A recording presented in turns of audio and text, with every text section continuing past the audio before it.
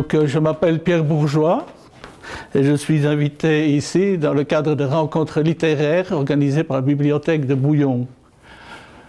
Et si j'ai choisi cet endroit, c'est parce qu'il me tient particulièrement à cœur. À savoir que je suis issu d'une lignée de 8 générations de serruriers, forgerons, ferronniers. Et nous sommes ici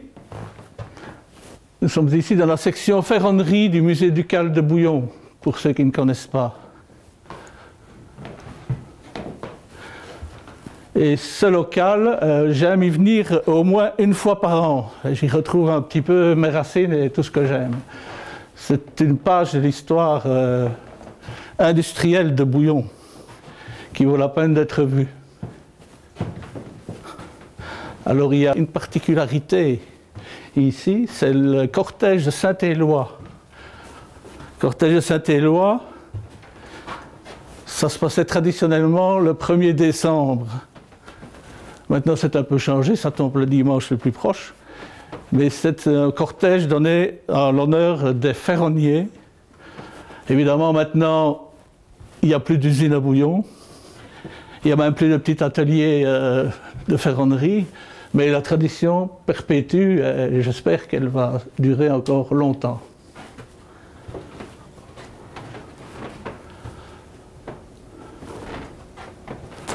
En fait, si je suis invité dans le cadre de rencontres littéraires, c'est parce que j'ai écrit quelques livres.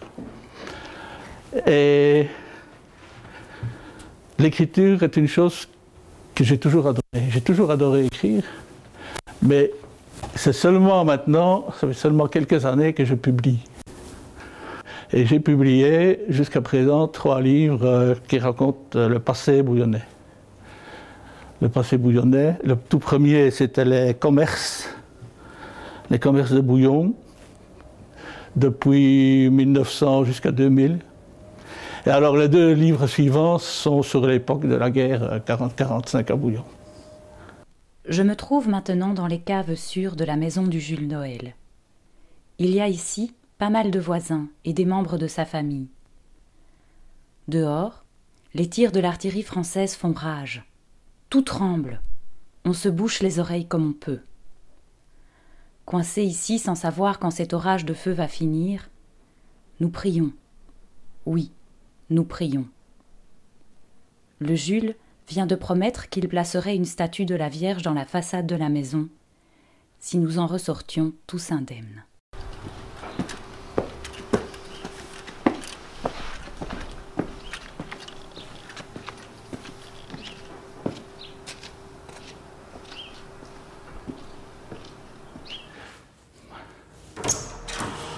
Bonjour Véronique, ça va? Ça va. Ah, bien, parfait.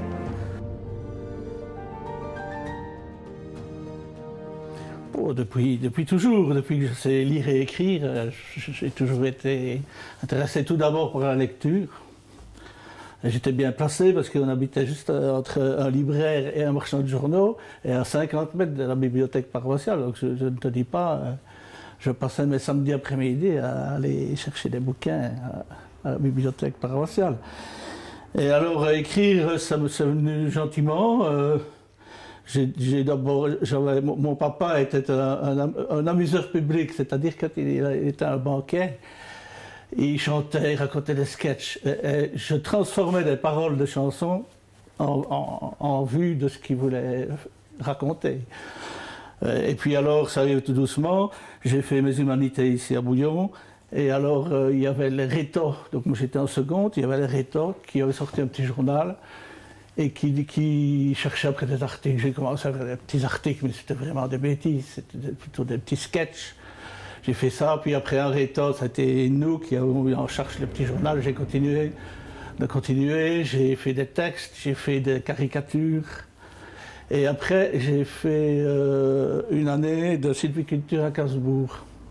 Et là, mon prof de sylviculture m'a demandé, ah ben tiens, mais il avait demandé à tous les élèves, si ça vous intéresse, on peut faire des articles qui vont passer dans la revue Forêt, Chasse, Pêche, Environnement.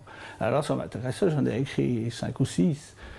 Tout d'abord, il faut que je fasse le lien entre l'écriture et l'histoire de Bouillon aussi, parce que c'est surtout l'histoire de Bouillon qui m'intéresse.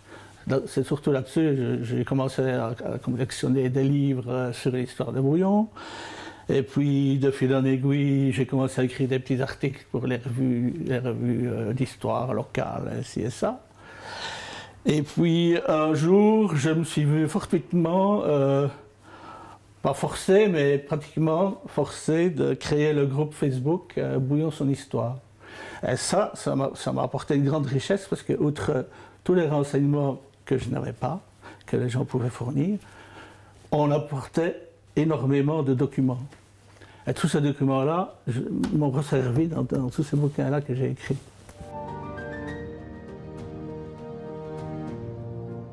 C'est-à-dire, voilà, le premier ici, qui s'intitule « Si Bouillon m'était compté », c'est à l'initiative de deux de mes amis qui étaient photographes amateurs et qui cherchaient un fil conducteur pour justement sortir un livret avec des photos. Donc pratiquement à la même époque, j'ai sorti ce livre-ci que j'ai intitulé « La réclame bouillonnaise » par rapport à un ancien journal local qui s'appelait « La réclame ardennaise ». Et alors ça ici, c'est le fruit de 6 années de recherche via Facebook et dans tous mes documents. Et ça reprend les commerces bouillonnais entre 1900 et 2000. Mais ça ne reprend que les commerces pour lesquels j'avais un document, ou une photo, une facture, ou une histoire. Alors ensuite, mes 2 derniers ouvrages sont relatifs à la guerre à Bouillon. Le premier, c'est l'invasion allemande à Bouillon, qui a duré quelques jours, une dizaine de jours. Et le second, c'est toute la période de l'occupation allemande à Bouillon. Et ça m'est venu aussi grâce à Facebook, parce qu'il y avait un tas de gens qui savaient que pratiquement le tiers de Bouillon avait été détruit, mais qui pensaient que c'était les Allemands qui avaient détruit. J'ai voulu rectifier, d'abord en faisant un petit document de 5-6 pages, en expliquant chronologiquement exactement ce qui s'était passé. En fait, c'est surtout l'artillerie française qui a détruit toutes ces maisons, voulant empêcher le passage des Allemands, la traversée de l'Asmois.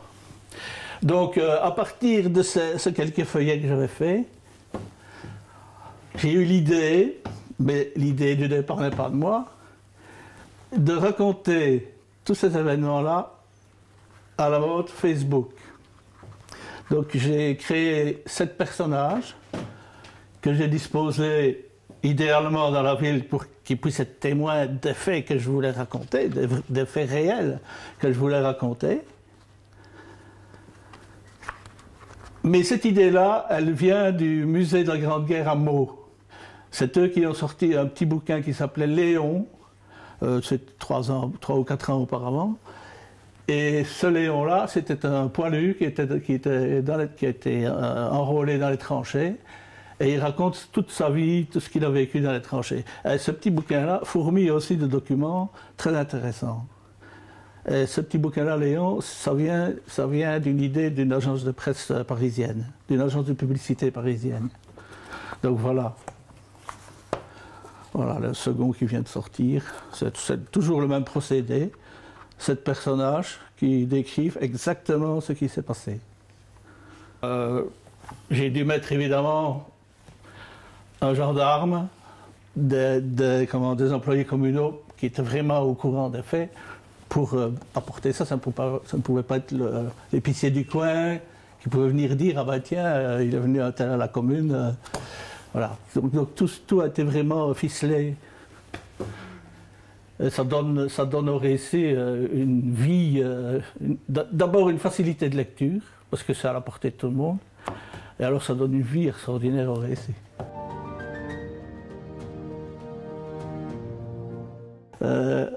Toutes les couvertures, c'est moi qui les ai faites. Je peins, je dessine aussi.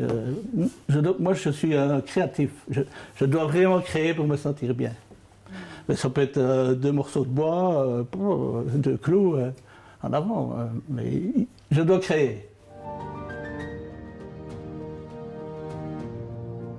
il y a un tout beau projet qui est en route. Ça va être un album de ce format. Et ça va traiter des personnalités bouillonnaises décédées. Mais ça va aussi bien aller du peintre au boucher du coin qui avait une certaine aura. Enfin, voilà. Je n'ai pas fermé l'œil de la nuit. Les tirs n'ont pas encore cessé. Sur la Semois, les Allemands sont toujours occupés à la construction de la passerelle. À part les panzers qui traversent à gué, tous les autres véhicules continuent d'attendre. Ce qui provoque des embouteillages monstres depuis Noirefontaine jusque dans nos rues.